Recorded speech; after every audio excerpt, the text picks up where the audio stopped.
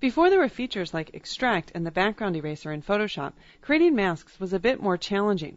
In this session, I'm going to demonstrate a method for creating a mask using one of the channels in the image as a starting point. We'll also use the pen tool for creating hard edge selections, as well as refine the mask with levels and the dodge and burn tools. We'll begin with layer 1 and we'll create the mask here. Then, as we refine the mask, we're going to display the layer underneath it that's hidden so that we can see how the two images are looking in the new composite. For the best results, you'll want to use all of the information from the original capture, meaning that you'll want to open the file at the same size that you captured it. Then you can always resize the image down later if necessary. Let's go ahead and take a look at our Channels palette. If your Channels palette isn't showing, select Window and then Channels. If I click on the red, green, or blue channel, we can see just that channel. What I'm looking for here is contrast between the subject and the background. So I have a lot of contrast in the blue channel, as well as the green channel, as well as the red channel. So really, for this image, I could probably start with any one of these channels as the starting place for my mask. When you work with your own images, you might notice in some instances you'll get a lot more contrast between the subject and the background depending on what channel you select. So let's go ahead and start with the red channel, and I'm going to position my cursor right on top of the thumbnail of the image on that red channel and hold down the Command key on the Mac or the Control key on Windows and click on it. What that does is it loads that channel as a selection. It's making what's considered a luminosity mask, where it's taking the grayscale values and loading them as a selection. Now that I've got my selection, I'll click back where it says RGB in order to target all three of the channels again. And then on my Layers palette, I want to make a mask from this selection.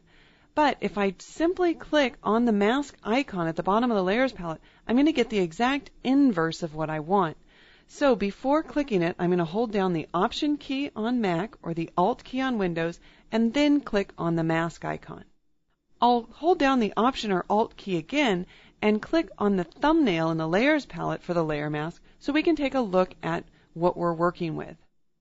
Now my goal here is to have all of my subject matter, in this case Matt, to be white and the background to be black. Obviously we're not quite there yet. Let's go ahead and turn on or make this layer visible by clicking on the eye icon in the Layers palette. And I'm going to start off by outlining the jacket. So I'm going to zoom in, Command plus or Control plus on Windows, and then hold down the space bar in order to reposition the image in the image area here. I'm also going to tap the F key in order to go into Maximize Screen mode. Then I'll select the pen tool and I'm going to draw a path around the jacket. So I'll start here in the lower left area of his jacket and click and drag to set my first point, then my second one. I'm going to Option click to drag out a direction line, and then I can make my path go right around the edge of that jacket. Again, here I'll want to change the direction, so I'll click holding down the Option key and drag up and continue around this outline of his jacket. Now, I'm using the pen tool here because this is a hard-edged object, and so it's much easier, I think, to just quickly create a path around it, because I don't want to sit there and try to paint that in or out or use levels on this area, because it's just a nice hard-edged object and I can do it this way. Now, when I get up into the hair area, I'm going to quickly move around without selecting any of the transitional areas here. So I don't want to move over and select like this transitional area where there's some hair and some background. I'm only selecting the areas here that I know that I want to fill with white so that they will be revealed in the mask, so I'll be able to see them, but I'm leaving those transitional areas alone, even right down in there. And I'll come over back to the jacket and around, down the shoulder a little bit here. And then from here, I can just click anywhere outside of the image. It's one of the nice things about being in this Maximize Screen mode. And I'll just close up my path like that. All right, on the Paths palette, I want to convert the work path and save it. So I'll double click on it and just click OK. And now I want to turn this path into a selection. I could do that by clicking on the icon down here at the bottom of the Paths palette, but I actually want to make it a little bit soft. So I'm going to use the drop-down menu right here and choose Make Selection, and I'm going to add like a 0.7 pixel feather to this. Click OK. And now let's zoom back out. I'll use Command 0 or Control 0. And then on the Layers palette, I'll be sure that the layer mask is selected, and I need to fill this entire area with white. So I can choose Edit, Fill, make sure that white is my foreground color, and click OK. Now we can see in the mask here that this area has been filled with white, and we can also see this gentleman at his full opacity. So now I want to fill some other areas with black, but obviously I can't fill this area up in here with the hair. But what I can do is choose Select and then Inverse. So now the background area is selected. I still have this same edge that has the 0.7 feather on it. And now I'll choose my paintbrush and make sure that black is my foreground color. I have a rather large brush, and I'll make sure in the Layers palette, yes, my mask is still targeted. So now I'll paint with black, and that is going to hide that background in this area. And I'm just going to paint in the areas that are hard edged. So let me just get a little bit bigger of a brush. I'm using the right bracket key there to get a larger brush. And come around the top here. Again, I don't want to paint on top of the hair, but I do just want to paint over here. And then again, a little bit smaller of a brush, paint along this hard edge. Okay, and we'll just touch up a little bit more at the top. Again, I just don't want to cross over and get rid of any of those little stray hairs there. All right, excellent. Now we can deselect. We don't need that selection anymore. So I will select and then deselect. And let's take a look at the mask that we're working on. I'll hold down the Option key and click on the mask thumbnail in the Layers palette, and then use Command plus to zoom in and hold down the space bar to scoot over to the right side here. This is the area that we're going to start with. You can see that the background is black, which is going to hide the background in this photograph, and this foreground area here is white. And then there are these transitional areas here, and that's what we need to sort of fix right now. We need to remove those. So I'll click on the eye icon again, making sure that the mask is still targeted in my Layers palette. And then I'll grab my lasso tool and just click and drag around maybe this area here. What I'm going to do is I'm going to use the Levels command on this mask in order to refine it. And I could do this to the entire mask, or you can pick sections of the mask and work on just those. But if you do select only a portion of your mask, what you might want to do is add a little bit of a feather. So underneath the Select menu, I'm going to choose Modify and then Feather, and I'll feather this about 8 pixels.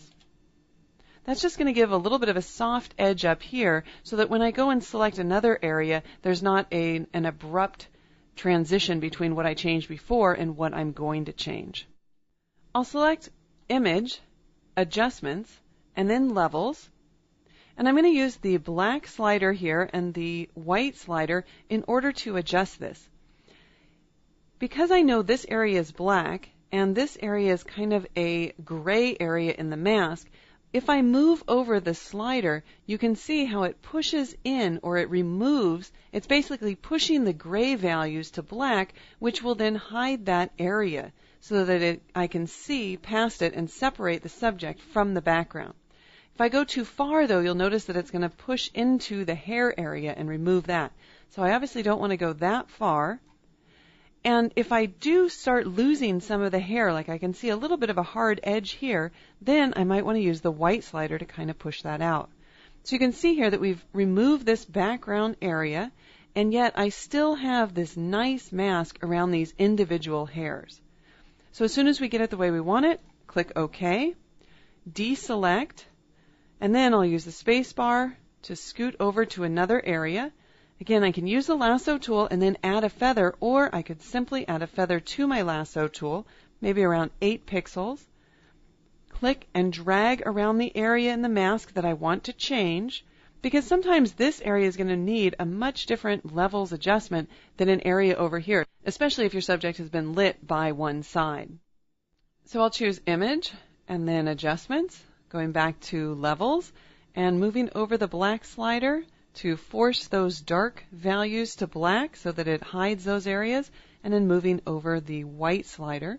Of course, you can also move the gray slider in the middle to either remove or bring back some of the information.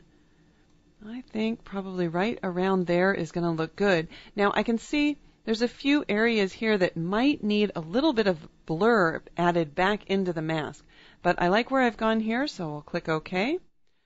Deselect, scoot over, and let's see, I'll do a larger portion maybe right in here. Going to Levels, this time using Command L or Control L on Windows, pushing in that mask there, and then bringing it back out here.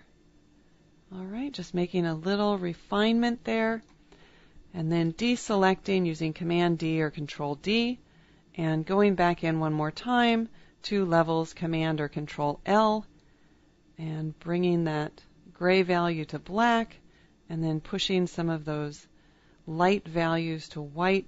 This one's going to be a little bit tougher here. I might actually need to make a few selections, because if I push this all the way over, look how much information I'm losing there. So let's see if I can bring that up. No, it's going to be a little bit too contrasty. So I'm just going to pull back a little bit and maybe go into this area a little bit differently than that area. So let me just hit Cancel. I'll deselect, and I'll make a little bit smaller of a selection this time. So let me try this area maybe right in here first and go into Levels. You can see it's a little bit more contrasty here. Let's bring that back. And what I might just need to do is go in there and do just a little bit of hand painting. So I'd rather get rid of that background here. Don't forget, I can go into my mask and paint this back in. So I'll click OK and deselect. Go do the same thing right down here. Just want to make sure that I get rid of this background by going into Levels and bringing in that black slider to the right till that disappears, and then trying to bring back a little bit of the hair there. But again, I can paint that back in. So I'll click OK. Zoom in again, just using Command plus, and deselect. And then I'm going to use my paintbrush. Tap the B key for brush. I'll get a little bit smaller of a brush using the left bracket. I'm going to paint with white this time, and I'm just going to paint back in this hair right along here. So I still have a few strands there. Might have painted in a little bit too much. That's all right. I'm going to come right up here. And I can also hold down the Option or the Alt key and actually click on the mask. That's going to help show me if I've missed any areas, like right in here, for example. All right.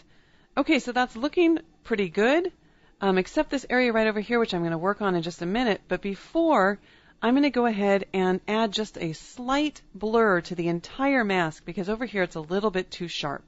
So I'll select Filter, Blur, and then Gaussian Blur, maybe about 0.7 pixels. Click OK, and toggle back on the eye icon, and we can just see right up in here, there's before and after. See how it just softened that up a little bit there.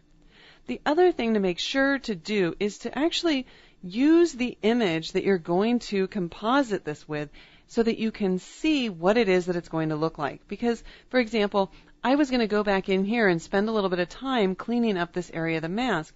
But it turns out that when I turn on layer 2, which is the image that I'm going to composite it with, you really can't even see that little default with the mask there. So there's no reason for me to go in and spend just an inordinate amount of time refining a mask when the image that I'm going to composite with doesn't even show the blemish.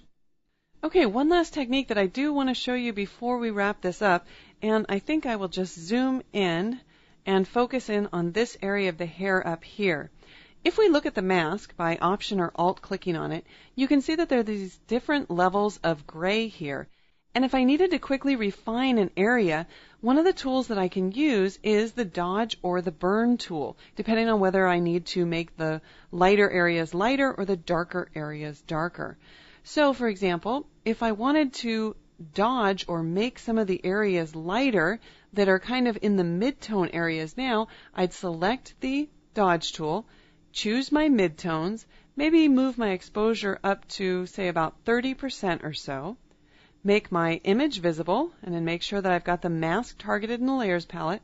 And now watch what happens over those little areas. I'm actually lightening them up, and I'm bringing back those little strands of hair.